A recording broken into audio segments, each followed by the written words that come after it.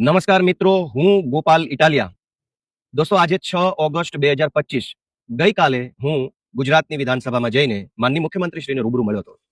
મારે આજે અત્યંત દુઃખ સાથે આપ સૌને એક વાત જણાવી છે. આપણને પીડા થાય, આઘાત લાગે, એમ થાય કે શું માણસમાં સમજણ નહીં હોય કે સમજવા માંગતા નહીં હોય. ગઈકાલે હું માનનીય મુખ્યમંત્રીશ્રીને મળ્યો. મેં અલગ અલગ 5 વિષય ઉપર, જે અત્યંત ગંભીર, અત્યંત મહત્વના, જનતાના સામાન્ય જીવનને લાગુ પડે એવા 5 વિષયો ઉપર માનનીય મુખ્યમંત્રી સાહેબશ્રીને મેં રજૂઆત કરી. તેમાં એક રજૂઆત એવી છે કે ગુજરાતની અંદર હાલમાં ખેડૂતો માટે કોઈ પણ પ્રકારની પાક વીમા યોજના અમલમાં નથી. સ્વર્ગસ્થ મુખ્યમંત્રી માનનીય વિજયભાઈ રૂપાણી સાહેબ જ્યારે મુખ્યમંત્રી હતા ત્યારે એમણે મુખ્યમંત્રી કિસાન સહાય યોજના નામની એક યોજના બનાવી હતી. આ યોજનામાં એમણે એવું જાહેર કર્યું હતું કે અતિવૃષ્ટિ, અનાવૃષ્ટિ અને કમોસમી વરસાદ એટલે કે માવઠું, ખૂબ વરસાદ પડી જાય તો પણ ખેડૂતને પાક નુકસાનનું વળતર આપવું, બિલકુલ વરસાદ ન પડે, દુષ્કાળ થાય તો પણ ખેડૂતને નુકસાનીનું વળતર આપવું, માવઠું થાય તો પણ ખેડૂતને નુકસાનીનું વળતર આપવું, આવી એક યોજના વિજયભાઈ રૂપાણી સાહેબે બનાવી હતી. પરંતુ યોજના બની, એનો અમલ આજ દિવસ સુધી થયો નથી.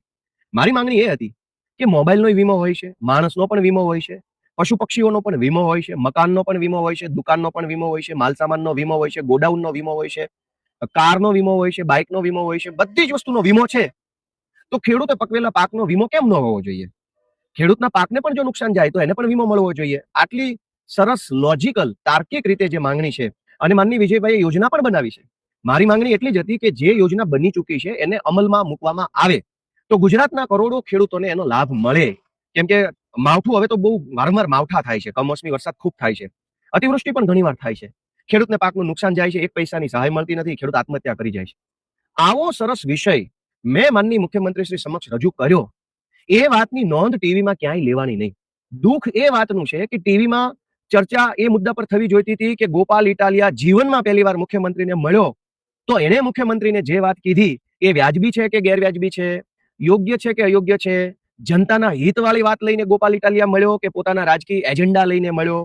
ગોપાલ ઇટાલિયાએ જે ભાષા વાપરી એ રાજકીય એજન્ડા જેવી ભાષા હતી કે જનતા માટેની ભાષા હતી?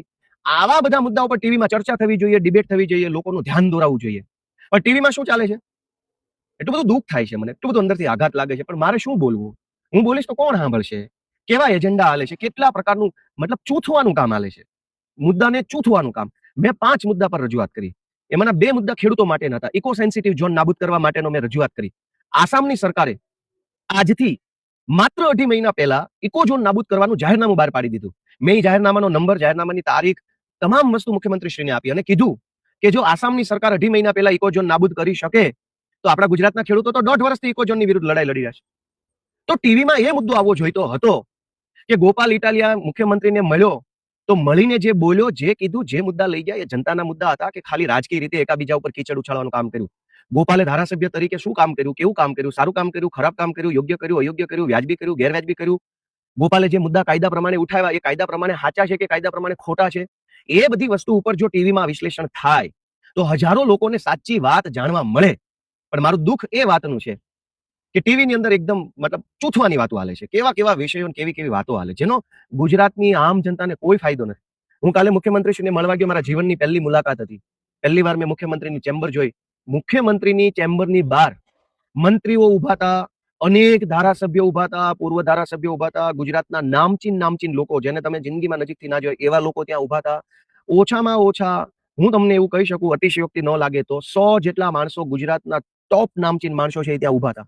અને લાઈન જેવું કોઈ લાઈનમાં નતું ઉભું, કેમ કે એટલા બધા જાજા માણસો હતા કે એ સારું, પણ બધા પોતપોતાની રીતે જેને જ્યાં જગ્યા મળે ત્યાં ઉભા હતા.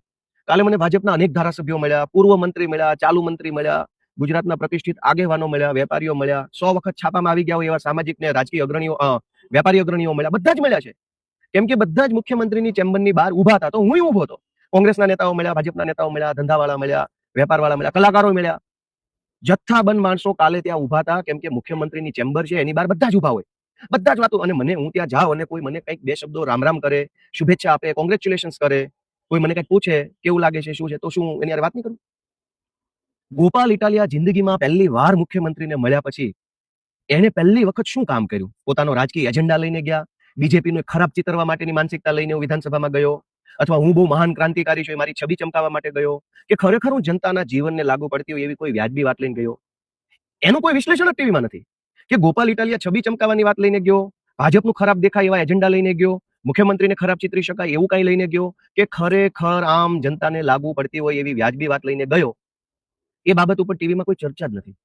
મારે નામ નથી લેવા કે ત્યાં કોણ કોણ મને મળ્યા, મને કેટલાય લોકોએ હાથ મિલાવ્યો, અભિનંદન આપ્યા, નમસ્તે કર્યું, મારી ફોટા પડાવ્યા, કદાવર માણસો હતા. મેં કીધું ચાલુ મંત્રી ત્યાં ઉભા હતા, એટલા ડિસ્ટન્સ ઉપર, 1 ફૂટના ડિસ્ટન્સ ઉપર ચાલુ મંત્રી ઉભા હતા. આ બાજુ પૂર્વ મંત્રી 2-3 ઉભા હતા, આ બાજુ 2-4 ધારાસભ્યો અહીંયા ઉભા હતા, કોંગ્રેસના ધારાસભ્યો આ બાજુ ઉભા હતા, હું ઉભો હતો, અનેક એવા માણસો હતા, વેપારીઓ બધા મોટા મોટા નામચીન વેપારીઓ. હું અત્યારે નામ બોલું તો ગુજરાત આખું એમ કે હા નામ સાંભળેલો માણસનું. પણ ચર્ચા ટીવી પર શેની થવી જોઈએ કે કોણ કોને મળ્યું, કોણ કોને ફોટો પાડ્યો? એ તો મુખ્યમંત્રીનું કાર્યાલય છે, ત્યાં તો આખી ગુજરાતના માણસો આવતા હોય, બધા એકબીજાને મળે તો સ્વાભાવિક છે.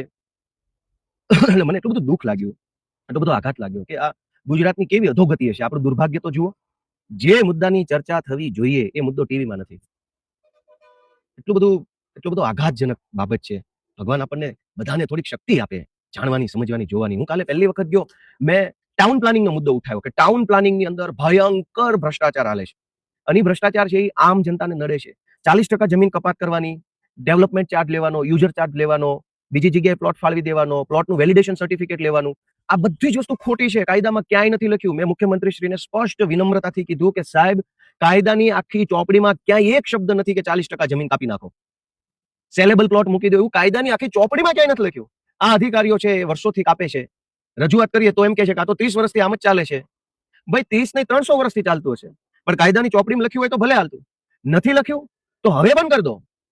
આટલો મોટો મુદ્દો હું લઈને ગયો, કેમ કે ગુજરાતના તમામ મોટા શહેરોમાં જે પાણી ભરાઈ જાય છે ચોમાસામાં, એની પાછળનું મુખ્ય કારણ ટીપી એક્ટનો અમલ નથી થતો. એટલે ટીપીનો અમલ થાય તો પાણી ન ભરાય. ગુજરાતના તમામ શહેરોમાં ગટરો ઉભરાઈ જાય છે, એના પાછળનું કારણ ટીપી એક્ટનો અમલ નથી થતો એ છે. ગુજરાતના તમામ મોટા શહેરોની અંદર ટ્રાફિક જામ અને પાર્કિંગના ઇસ્યુ છે, એનું કારણ ટીપી એક્ટ. ગુજરાતના લગભગ મોટા શહેરોની અંદર પૂરતા પ્રેશરથી પાણી નથી આવતું, એનું કારણ ટીપી એક્ટ છે. ગુજરાતના તમામ મોટા શહેરોની અંદર મકાનો મોંઘા મળે છે, નાના નાના મકાનો છે, બાકસની સાઈઝના, માચીસની સાઈઝના મકાનો મળે છે, 1 BHK, 1.5 BHK, 2 BHK, છતાં એટલા મોંઘા મોંઘા મકાન છે. એની પાછળનું કારણ ટીપી એક્ટ છે. મેં ઇકોઝોન બાબતે ખેડૂતોને પાક વીમો જ નથી મળતો. ગુજરાતના તમામ રાજ્યોમાં પાક વીમો મળે છે, ગુજરાતમાં જ નથી મળતો. સોરી, ભારત દેશના તમામ રાજ્યોમાં પાક વીમો મળે છે, ગુજરાતમાં જ નથી. તો કેટલું દુર્ભાગ્ય કહેવાય કે એક બકરીનો વીમો હોય છે, એક ભેંસનો વીમો હોય છે, પણ ખેડૂતના 10 વીઘાના ખેતરમાં ઉભી રહેલી મગફળીનો કોઈ વીમો જ નથી. તો મેં સેન્સિટિવ, ગંભીર, અત્યંત મહત્વના મુદ્દા માનનીય મુખ્યમંત્રી શ્રી સમક્ષ રાખ્યા, ધારાસભ્યની હેસિયતથી મુદ્દા રાખ્યા. તો ધારાસભ્ય તરીકે મેં કેવું કામ કર્યું, મારી વાણી વર્તન કેવા હતા, મારી વિનમ્રતા હતી કે નહોતી, મારા મુદ્દા કેવા હતા, મારો એજન્ડા કેવો હતો, એ બાબતની ચર્ચા ટીવી પર થવી જોઈએ. પછી મારા મુદ્દા છે એ કેવા છે, એ બાબતની ચર્ચા ટીવી પર થવી જોઈએ. એના બદલે ટીવીમાં શું આવે છે? એટલું બધું દુઃખ લાગે છે દોસ્તો. એટલું બધું રાજકારણ અમે કરીએ છીએ અને કરવાના છીએ. ભવિષ્યમાં રાજકારણનો વિષય છે તે રાજકારણ કરશું, ટીકા ટિપ્પણી કરશું, મેના ટોણા જે કાંઈ આવશે કરતા રહીશું. કેમ કે એ પાર્ટ ઓફ બિઝનેસ છે. રાજનીતિમાં છીએ તો જાણતા કે અજાણતા, મનથી કે કમને કાંઈક તો બોલવું પડતું હોય છે, કાંઈક બોલીએ તો કાંઈક થાય. પણ જ્યારે હું મુખ્યમંત્રીને એક ધારાસભ્ય તરીકે મળું છું, એ ઘટનાને બતાવવાના બદલે મુખ્યમંત્રી કાર્યાલયની બહાર કોણ મળ્યું, શું વાત કરી, એ ક્યાં ચર્ચાનો વિષય છે? મુખ્યમંત્રી કાર્યાલયની બહાર હાઈ પ્રોફાઇલ માણસો હંમેશા રહેવાના, ટોળા મોઢે રહેવાના, વર્ષોથી રહે છે. સીએમના ચેમ્બરની વેઇટિંગ રૂમમાં હાઈ પ્રોફાઇલ માણસો જ બેઠા હોય છે. એ ચર્ચાનો વિષય નથી. ચર્ચાનો વિષય એ છે કે ધારાસભ્ય મુખ્યમંત્રીને મળ્યા તો ચર્ચા શું કરી, એ ચર્ચા સાચી છે ખોટી છે એમ. અથવા જે ભાઈના વિશે વાત છે એ આવ્યા હતા ત્યાં મુખ્યમંત્રીને મળવા, એમણે શું રજૂઆત કરી, શું ચર્ચા કરી, કેમ કોઈ પૂછતું નથી? ગુજરાતની જનતા જાગે કે ગુજરાતની જનતાને ગળે ટૂંકો દઈ દેવામાં માત્ર ભાજપ જવાબદાર નથી, આ એજન્ડા વાળા જવાબદાર છે, જે રોજ જાગીને તમને એજન્ડા બતાવે છે. સાચી વાત કોઈ બતાવવા તૈયાર નથી, સાચો મુદ્દો બતાવવા તૈયાર નથી. અવડો મોટો ખેડૂતોનો મુદ્દો છે, ઇકોઝોન, પાક વીમો, ટાઉન પ્લાનિંગ, આખા ગુજરાતની જનતા રીબાય છે ટાઉન પ્લાનિંગના કારણે. એ કોઈ ટીવીમાં આવતું નથી કે સાચું છે કે ખોટું. હું છાતી ઠોકીને એમ કહું છું કે ટાઉન પ્લાનિંગ એક્ટના કાયદાની આખી ચોપડીમાં એક શબ્દ એવો નથી લખ્યો કે 40% જમીન કાપી લેવી, છતાંય જબરજસ્તીથી નાગાઈ કરીને જમીનો કાપી લે છે. અને એ જ જમીન પાછી વેચાઈ જાય છે બિલ્ડરોને. જ્યારે જમીન કાપવામાં આવે ત્યારે એવું કહેવાય છે કે આ શાળા માટે, આ દવાખાના માટે, આ ફાયર સ્ટેશન માટે, આ સ્વિમિંગ પુલ માટે. કોઈ શાળા, ફાયર સ્ટેશન, દવાખાનું બનતું નથી. એ જ જગ્યા બિલ્ડરોને વેચાઈ જાય છે. તો ખેડૂતની 40% જમીન મફતના ભાવે કાપી લીધા પછી એની એ જ જમીન પાછી કરોડો રૂપિયામાં બિલ્ડરને વેચી દેવામાં આવે. એ જ જમીન ઉપર બિલ્ડર અબજો રૂપિયાનું બિલ્ડિંગ બનાવે અને એ જ ખેડૂતને વેચે. આ ખેલ મેં કાલે ખુલ્લો પાડવા મુખ્યમંત્રીશ્રીને રજૂઆત કરી, પણ ટીવીમાં ન આવ્યું. ટીવીમાં શું આવ્યું? મુખ્યમંત્રીના કાર્યાલયની બહાર કોણ કોને રામ રામ કરે છે. દોસ્તો, કઈ હદનો એજન્ડા ગુજરાતમાં હાલે છે, કલ્પના તો કરો. પાપ માત્ર ભાજપનું નથી, એજન્ડાની અંદર સામેલ રહેલા દરેક માણસનું પાપ છે. 40% જમીન ખેડૂતની મફતના ભાવે પચાવી પાડવાની. એ જમીન ઉપર ધારો કે EWS આવાસ યોજનાના આવાસ બને તો આવાસ બનાવવાનું ફંડ પ્રધાનમંત્રી આવાસ યોજનામાંથી આવે છે. તમે જોજો, કરોડો રૂમ કૌભાંડનું કહું. મુખ્યમંત્રીશ્રીને રજૂઆત કરી કે ખેડૂતની 40% જમીન કાપી, એ જમીન ઉપર એક પ્લોટ અનામત મૂક્યો, એમાં એવી અનામત આપવામાં આવી કે EWS આવાસ માટે અનામત પ્લોટ, તો જમીન મફત થઈ ગઈ કોર્પોરેશન પાસે. પ્રધાનમંત્રી આવાસ યોજનામાંથી ફંડ આવ્યું, એનાથી બાંધકામ થયું ફ્લેટ્સનું. 15 માળના ફ્લેટ બનાવ્યા પ્રધાનમંત્રી આવાસ યોજનામાંથી. જમીન આવી ગઈ ખેડૂતની મફત. હવે AWS આવાસ જો ગરીબોને આપવામાં આવે તો 10-10 લાખ રૂપિયા શેના લેવામાં આવે છે? જમીન મફત છે, બાંધકામ કેન્દ્ર સરકારનું છે, તો ગરીબ પાસેથી પૈસા લેવામાં શું કામ આવે છે? પૈસા ક્યાં જાય છે? આ બધા વિષય ઉપર કોઈ ચર્ચા ટીવીમાં કરવાના બદલે જે પ્રકારની ચર્ચા ટીવીમાં થાય છે, એટલું બધું દુઃખ લાગે છે, એટલો બધો આઘાત લાગે છે કે સાચું કોણ બતાવશે, સાચી વાત કોણ કરશે? અને સાચી વાત નહીં કરો તો ગુજરાતની જનતાનું શું થશે? મેં ગઈકાલે કોઈ રાજકીય એજન્ડા ઉપર વાત નથી કરી, કોઈ પાર્ટીનું નામ નથી બોલ્યો, કોઈના વિશે ખરાબ નથી બોલ્યો, મેં સરકારની કાલે ટીકા નથી કરી, મુખ્યમંત્રી વિશે ખરાબ નથી બોલ્યો, કશું જ ખરાબ બોલ્યા વગર, કશું જ રાજકીય સ્ટેટમેન્ટ આપ્યા વગર માત્ર અને માત્ર જનતાના મુદ્દામાં હું શું બોલ્યો, એ મુદ્દામાં મારું લોજિક શું છે, કાયદા શું છે, આટલી વાત મેં કરી. આ વાત જનતા સુધી પહોંચાડવાની જરૂર હતી, પણ નહીં પહોંચાડે. દોસ્તો તમે જાગો, હું તો હાથ જોડું છું તમને. ધારાસભ્ય તો હું 2 વર્ષ પૂરતો છું, આવતીકાલે રામ જાણે હું શું હશે શું નહીં. પણ દોસ્તો સત્ય જે છે ને, એ સત્ય ક્યારેય ઢંકાવવું ન જોઈએ, સત્ય ઊભું ન રહેવું જોઈએ, સત્યની ઉપર જૂઠનો પડદો ન પડી જવો જોઈએ. એની જવાબદારી આપણા બધાની છે. મેં ગઈકાલે 5 મુદ્દા પર સત્ય ગુજરાતની જનતા સમક્ષ મૂકવાની કોશિશ કરી, જેમાં એક હતો ઇકોઝોન, બીજો હતો પાક વીમાની યોજના જે ગુજરાતમાં નથી લાગુ કરવામાં આવે, ત્રીજો હતો ટાઉન પ્લાનિંગ એક્ટ કે જેનું ગુજરાત આખામાં ખોટું અમલીકરણ કરવામાં આવે છે, એના કારણે શહેરોની અંદર સમસ્યા વધે છે. ચોથો મુદ્દો મારો હતો પવન ચક્કી અને સોલાર ઉપર પ્રોપર્ટી ટેક્સ લેવો જોઈએ, કેમ કે એ પણ એક પ્રકારની પ્રોપર્ટી છે. અને 5મો મુદ્દો મારો હતો કે માલધારી સમાજને વાડા ફાળવવામાં, જેથી કરીને પશુપાલન સારી રીતે કરે. આટલા ગંભીર, આટલા મહત્વના, આટલા જરૂરી, આટલા લોજિકલ, આટલા કાયદાકીય મુદ્દાની ક્યાંય ચર્ચા જ નથી. ચર્ચા એટલી બધી ખરાબ ચર્ચા છે. જે મુદ્દા જનતાને લેવા દેવા નથી એની શું કામ ચર્ચા કરવાની? હું ગુજરાતની જનતાને હાથ જોડું છું, તમે જાગશો તો ગમે એવા મોટા એજન્ડા હશે ને ધોવાઈ જશે, સાફ થઈ જાય. પણ તમે નહીં જાગો તો બધા પોતાનો એજન્ડા ચલાવી અને તમારા રૂપિયા તમારા ઉપર રાજ કરશે. ગુજરાતની જનતા જાગે, પોતાનો આત્મા જગાડે, પોતાની જાતને પૂછે કે ગોપાલ ઇટાલિયાએ ગઈકાલે વિધાનસભામાં મુખ્યમંત્રીશ્રીને જે રજૂઆત કરી એ વ્યાજબી છે? તમારો આત્મા એમ કે નહીં, ગોપાલે કાલે રાઈટ વાત કરી, ગોપાલે કાલે કોઈ રાજકીય વાત નથી કરી, ગોપાલે કાલે કોઈ ખોટો એજન્ડા નથી કર્યો, ગોપાલે ગુજરાતની જનતાના તમામ સમાજ માટે વાત કરી છે.